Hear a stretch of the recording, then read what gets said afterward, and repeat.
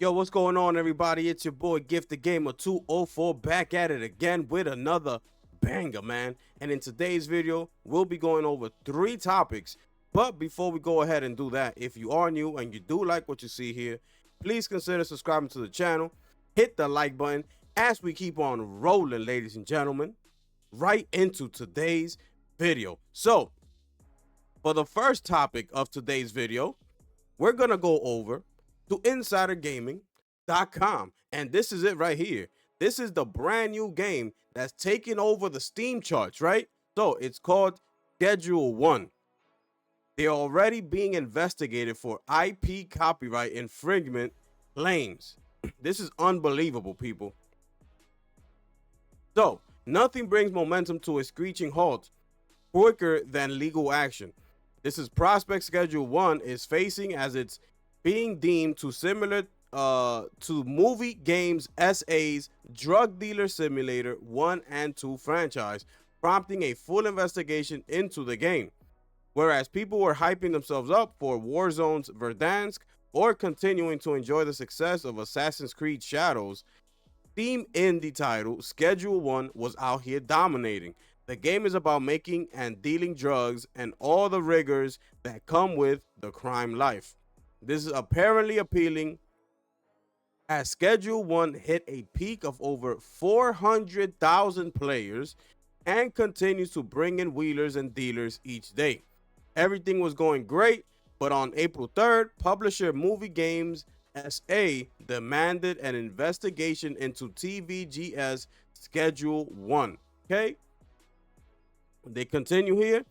Evidence on the investigation surfaced on the website Pab Business, featuring a document entitled Movie Games SA, a decision to commence investigation against the creators of the Schedule 1 production for claims regarding the infringement of the user's IP and related to committing an act of unfair competition against it.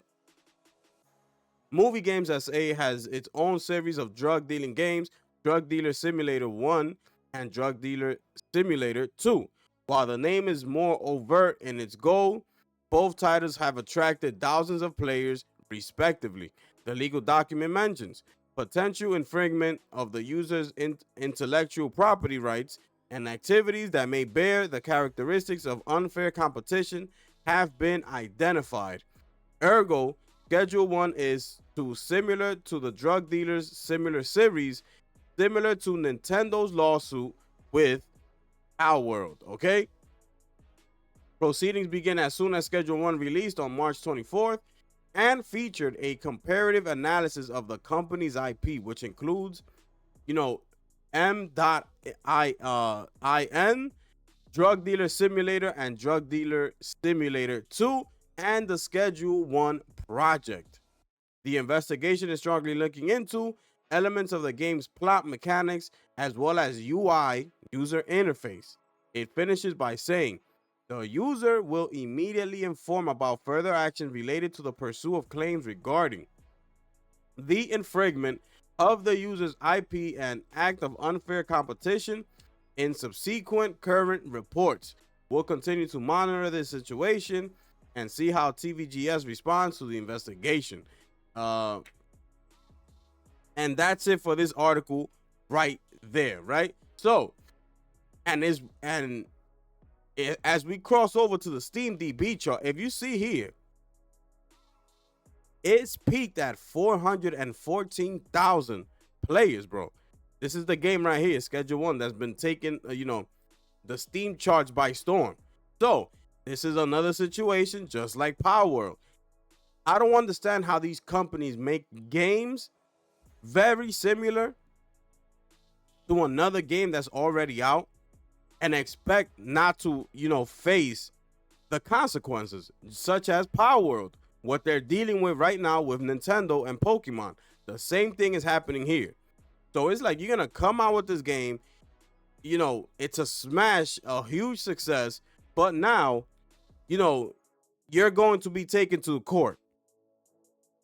And it's like, is that really worth it for 400,000 concurrent peak players to go and face a lawsuit now for that. I don't think it's necessary. Make up your own game, come up with your own ideas, and go for it. Stop taking other people's ideas and just making it into your own. It's not gonna go good. So that's it for this article right there. I'm pretty sure a lot of people that are playing on Steam are enjoying this game, but get ready, enjoy it as much as you can, because potentially sometime in the near future that game could be taken down off of Steam due to this lawsuit, and it's over just like that. So y'all let me know how y'all feel about this one right here. We're gonna keep it moving. You know what? I'm actually gonna add a bonus into this video, because staying in this whole copyright infringement claims, we're going over to another article that just released over at insidergaming.com, excuse me. Nintendo has acquired 2 more anti-power patents, okay? So, a new report has revealed that Nintendo has acquired a 3rd anti-power patent, and a 4th one is almost about to be granted. According to a report by Games Fray, Nintendo has now 3 anti-power patents. The first 2 mentioned in an earlier report. The latest one, 12,246,255 was granted on March 11, 2025. It concerns smooth switching between flying and land traversal objects. Also, Nintendo's request to interview the patent examiner was approved, and it seems a 4th patent will be granted soon. Boy, it's over for this for Power World. Oh yeah, the end is near. So, let's see what they say here. What do Nintendo anti-power patents mean for Pocket Pair?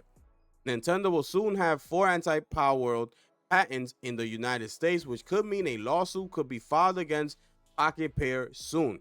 The latest approved patent was initially filed in September 2022, but Nintendo has made amendments to it over the years, and even after Power World's launch. Nintendo's interview with the USPTO examiner was successful. Out of the 23 patent claims, Nintendo has been able to add additional requirements to independent and dependent claims. It has dropped 2 claims and made limited changes to a claim. Moreover, Nintendo and the Pokemon Company have added a 24th claim, which talks about interacting with a character that a player either battles with or captures.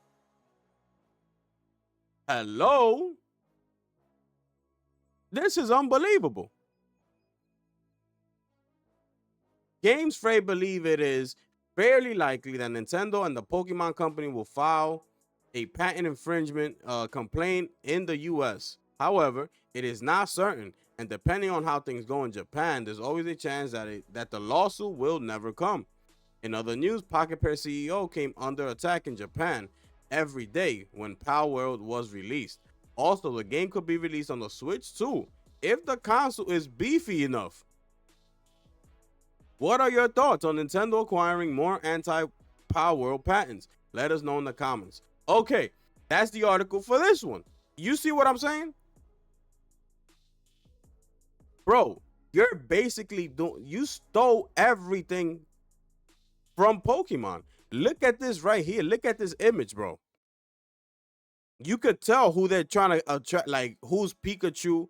They even got Mewtwo up there flying. You could tell, like, and the rest of the crew.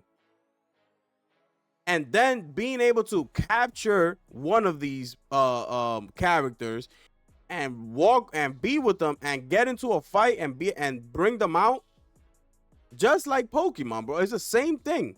You gotta catch them all. So, I hope Nintendo wins this battle, bro, because that's not right, bro. You cannot do that. I'm sorry. I don't care how great Power is, how many people are enjoying it. I don't care. You cannot get away with something like this. It's a straight ripoff, bro. A straight ripoff. So, I hope Nintendo wins this case. I hope they bring the hammer down. And I hope that potentially one day Power will be taken down unless they change all of the characters and change the whole game completely. If not, I hope the day comes that this game will finally be shut down. That's just how I'm thinking, right? So, y'all let me know how y'all feel about that one in the comment section below. We're going to keep it moving, ladies and gentlemen, into the third topic of today's video, okay? We're shipping over to GameSpot.com. Okay, now this is a little lengthy one, right? We're talking about the ESA saying that the tariffs will have a detrimental impact on the entire gaming industry, not just Nintendo. So, earlier today, Nintendo made the unprecedented decision to delay pre-release orders for the Switch 2 in the US in order for the company to assess the potential impact on tariffs and evolving market conditions. The news follows the Trump administration announcing its plans to implement steep and controversial tariffs across the globe, with nations such as Japan, Vietnam, China, Canada, Mexico, and the EU facing the worst of these trade penalties. But while Nintendo might be the first company to address the impact these tariffs will have on production, the Entertainment Software Association of the video game industry's trade association that represents most of its major publishers suspects that this is just the beginning. In an interview with IGN, ESA spokesperson Aubrey Quinn said that the tariffs began being announced the same day the Switch 2's pricing reveal was just unfortunate coincidental timing, and that Americans are taking it seriously if we think it's just the Switch 2 that will be impacted by tariffs. It's been interesting with media coverage around video games and tariffs because just unfortunate coincidental timing that the Switch 2 reveal was the same day as President Trump's announcement. There are so many devices we play video games on. There are other consoles, but as I was saying, VR headsets, our smartphones, people who love PC games. If we just think the Switch, then we aren't taking it seriously. This is going to have an impact, Quinn said. Even American-based companies, they're getting products that need to cross into American borders to make those consoles, to make those games. And so there's going to be a real impact regardless of company. This is company agnostic. This is an entire industry. There's going to be an impact on the entire industry.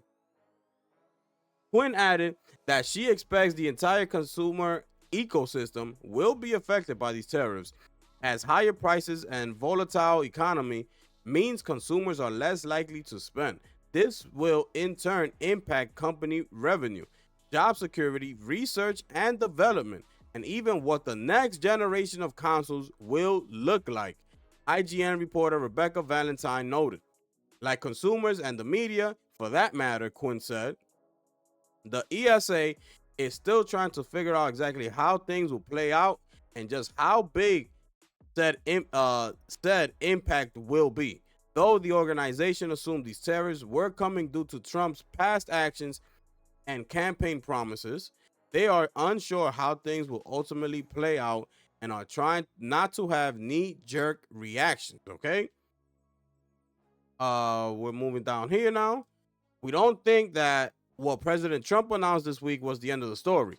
But what was announced this week and the tariffs as outlined, we do expect these tariffs will have a real and detrimental impact on the industry and hundreds of millions of Americans who love to play games, Quinn said. Our goal is to work with the administration, to work with other elected officials to try and find a solution that doesn't damage U.S. industries, U.S. business, but also American gamers and families. Fortunately, Quinn said that there are actions concerned citizens can take that might make an impact. Reaching out to your representatives, be it through letters, calls, emails, tweets, or other forms of communications, is an effective method for ensuring that elected officials and their staff hear that their constituents are concerned. Quinn also stated that members of the ESA have met with Trump administration, White House employees, and members of the United States Trade Representative and are having conversations regarding these tariffs and their impact on the video games industry. For months now, experts have speculated that President Trump's proposed tariffs would have significant ramifications for the gaming industry. While some have theorized that these tariffs might encourage companies such as Nintendo to produce in the United States, analyst Daniel Ahmad of Nico Partners pointed out that this will be incredibly unrealistic. So, he says down here, right? Nintendo will need to spend billions to open a factory in the US, Ahmad said. It'd probably take 4 to 5 years to complete this, not to mention the time and cost to rebuild supply chain, infrastructure, and source components, which will be subject to tariffs because they're made outside the US. They need to find, train, and pay employees to operate the factory, close quote. And that's it right there for that, right?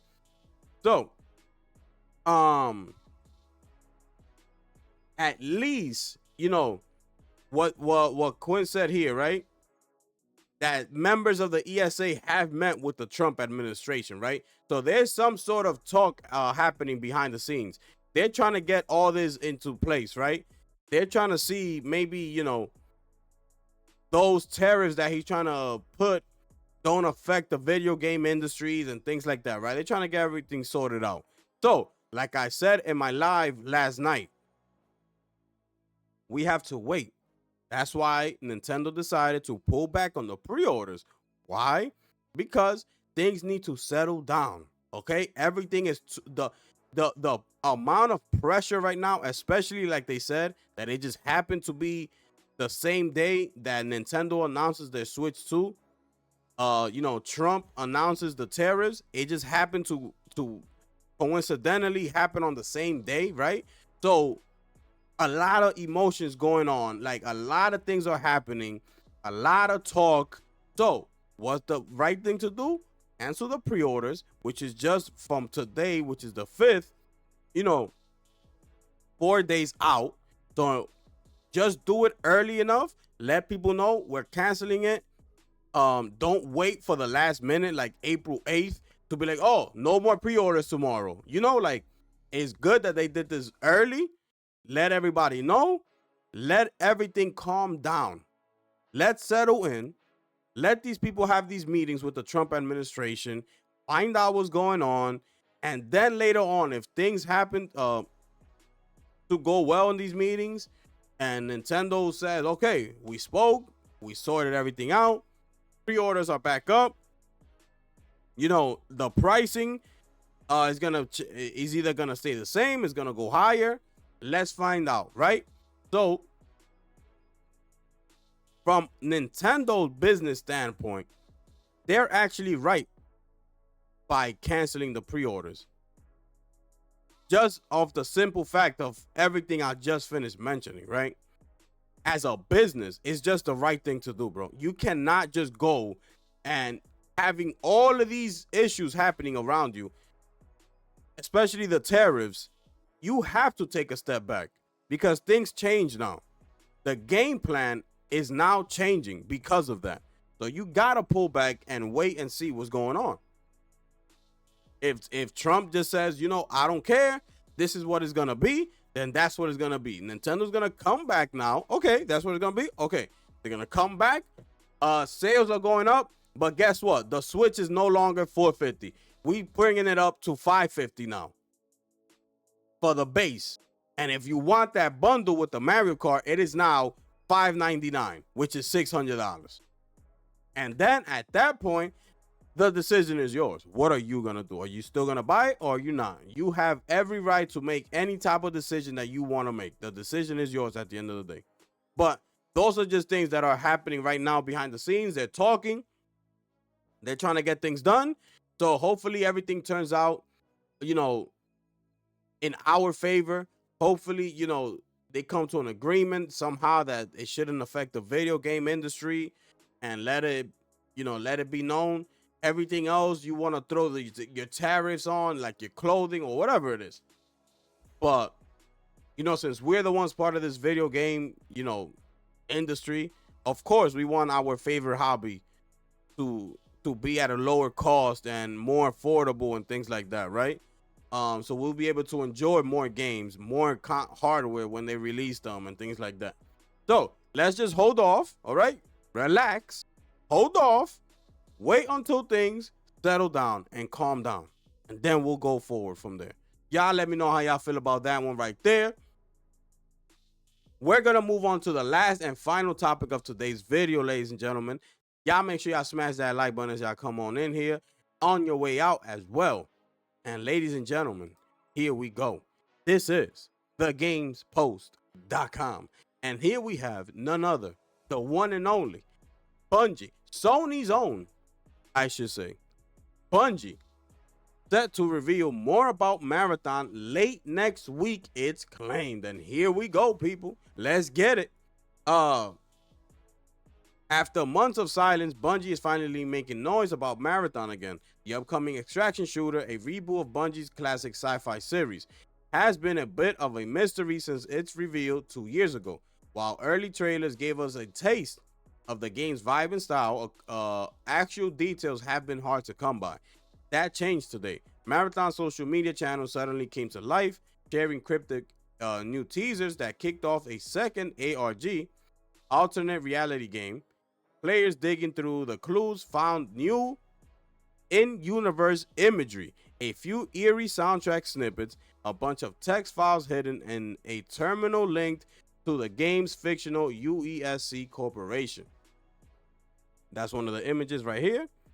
So let's get to the main topic here, right? Is the reveal happening next week? So that's something bigger. Might be coming as soon as next week. On the latest episode of Games Mess Decides, journalist Jeff Grubb said that Bungie plans to share more information about Marathon late next week. Grubb, who has reported reliably on Bungie in the past, hinted that fans won't have to wait much longer to see more of the game. Bungie is teasing Marathon, he said. Next week, everybody. Late next week, I think you'll be able to see a lot more about Marathon at that point, right? So they're saying here, this lines up with previous reports suggesting that Bungie is planning its own showcase sometime in April, likely independent of any broader PlayStation event. Bungie has done this before with Destiny 2, okay? So this is everything they show. This is another image right here. I can't wait. I am so excited to finally see what Bungie has been cooking up with Marathon. I am so excited. And these images is just bringing my level of excitement to another level, bro. Like, these are all the images. The music that they released is incredible, right? These are some of the weapons they're going to have and things of that nature, right? So, let's get back to Mr. Jeff Grubb, right? He's saying late next week. Let's see what happens here, because if we cross over to X, we have another that is becoming a very reliable source in the industry, and y'all know who he is. It is none other than Detective Seeds. And we cross over to X, and this is Detective Seeds' Twitter account, right? Shout out to Detective Seeds. He's saying that Bungie thing for Marathon is supposed to be on Tuesday, but that's the thing for Elder Scrolls is supposed to be on Thursday. So Detective Seeds is saying Tuesday. Jeff Grubb is saying late next week, which we could assume it's either gonna be a Thursday or Friday. Who do we believe? Who do we believe here? I'm going with Detective Seeds. He's been spot on with especially a lot of things recently.